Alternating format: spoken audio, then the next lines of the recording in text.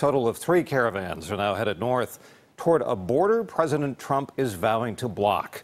KPIX 5 political reporter Melissa Caen has the latest. For 2 weeks, thousands of people from Honduras and Guatemala have been making their way to the U.S.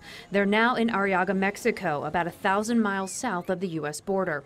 A second caravan of about 2,000 people, mostly Hondurans, is also headed for the U.S. And today they faced off with police on the Guatemalan border with Mexico.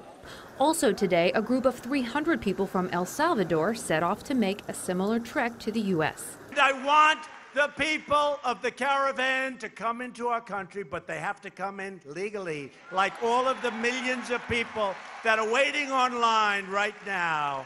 They can't break into our borders. They're not going to. General James Mattis says officials are drafting an order to send military resources to the U.S.'s border with Mexico. In fact, he says some equipment, things like barriers, are already headed that way. On the border, we are preparing what we call defense support for civilian authorities. Right now, it'll be phased. General Mattis says the military presence would be similar to a disaster relief mission. Homeland Security Secretary Kirstjen Nielsen says it's already a disaster on the border. We have a crisis at the border right now. We are stopping between 1,500 and 1,700 people a day trying to cross illegally into this country. According to the Honduran government, a number of people in the first caravan have gone back to Honduras.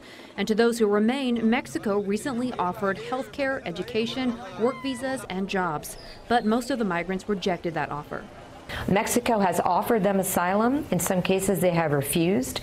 Mexico has offered them work permits. In some cases, they have refused. And I think what the president and I are both saying, and we want to be clear on this, is if you seek asylum, do so in the first safe country. Mexico has offered you refuge. If you want a job, that is not asylum. If you want to be reunited with your family, that is not asylum. Melissa Caen, KPIX 5.